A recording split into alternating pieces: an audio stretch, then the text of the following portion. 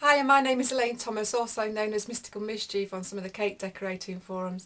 I'd like to show you some of the techniques I use whilst cake decorating and hopefully inspire you to have a go too. I'd like to show you how I did a lid for the padded sewing basket cake that I did a while back. You'll need a cake drum, some water, a brush, some sugar paste, a rolling pin, some spacers, these are 3mm thick spacers, a knife, a veiner, a square cutter and some icing sugar. Now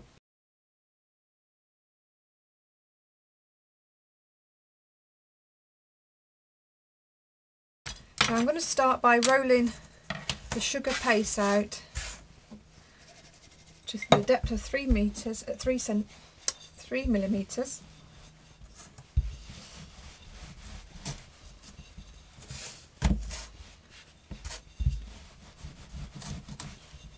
And I'm going to cut out with the square cutters to create a grid on my lid.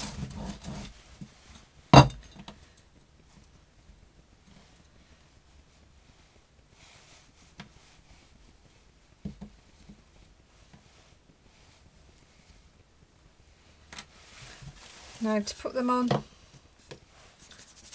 the board, need a little bit of water. Place the squares in the centre. We need them nearly, roughly 1/4 of an inch or just under a centimetre away from each other. Don't worry about them being too perfect. These are going to get covered up. And when you get to the edge, just take the paste away and leave a bit of a gap at the edge. Same for the other side. So you space them all out. Now you need to cover the whole of this board in squares. Okay, so you've just covered the whole thing in squares. So now we need to cover it.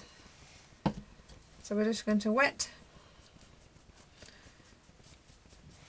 the board and the squares. Make sure it's nice and damp. Don't want it soaking because too much water will dissolve the sugar paste and you'll just end up in a big sticky mess.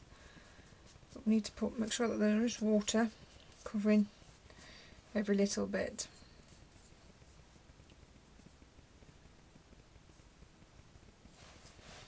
Okay, and put that to one side. Now you need to put some icing sugar down, keeping your spaces. Roll out your sugar paste again.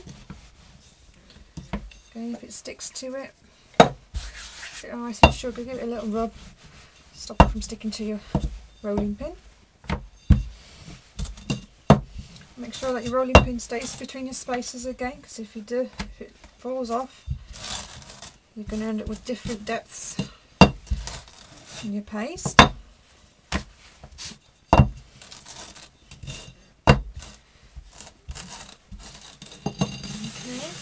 a little smoothing with your hand.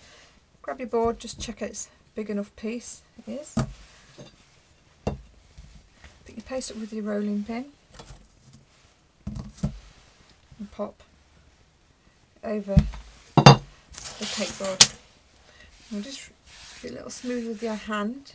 You'll be able to see the lines of the squares underneath. So with your thumb, just run down those lines.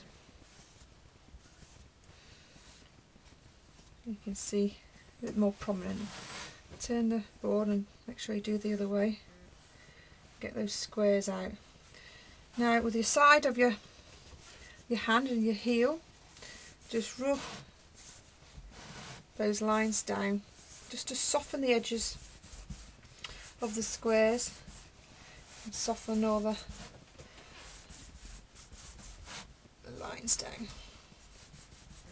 Also will polish your sugar paste for you as well and give you a nice finish. Okay, so just have a little press around the edges just to make sure the whole thing is stuck to the edges of the board. And now pick your board up and you'll need to just trim away the edges, sugar paste from the edges.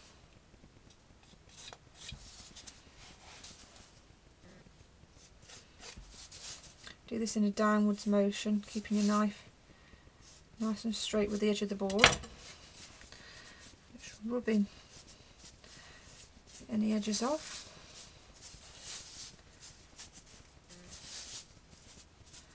Soften those edges. Get rid of the excess paste. Okay, so now it's ready for veining. Now using the fat part of your veiner, from each corner take the line into the centre. As you get into the centre you need to ease off and taper that line away. You don't want it to go straight across the centre. Do it from each corner, even the smaller ones. Do it from the edges of them. Turn your board and do every single one. And where they come to meet, make sure they meet in the centre where you'd have a stitch. If it was real material you'd have a stitch what would hold these in place. And that's what we're trying to emanate, is the fact that there's a stitch here holding in the material, which gathered the material up.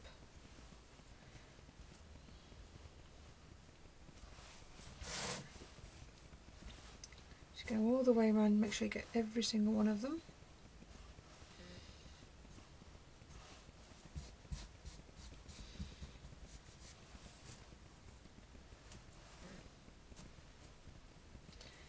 Quite a tug.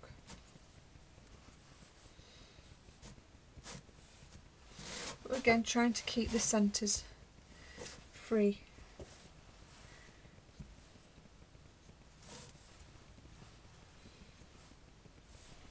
Okay, we've got all of them done now. And now with your sharp part of your veiner, just go through the centre of that, the cross that you've just made, but also go down where the squares, down along the grid of the square.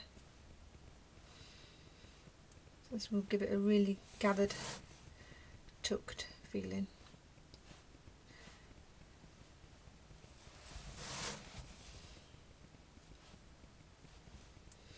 All the way around, do the star. Trying to keep this point in the centre quite neat, because that's the bit that's going to be the telltale sign of that stitch is supposed to be in the centre there. So if they're not meeting, it will look a little bit strange. Probably might not know what's making it look odd, but that will be the problem. So go around, all around, making sure you get each one. Okay, so as you can see, the centre one has been done. You can see the difference between those and the edge ones. You go all the way around, just marking out that little star look. We'll give it that tucked in feeling. Also, don't forget to go around the edges as well, just to make it look like where they're tucked into the ribbon when we put the ribbon in. Okay, so then with double-sided sellotape, you'd grab your ribbon, pop it around and finish off the cake board, and then just place that on top of your sewing basket.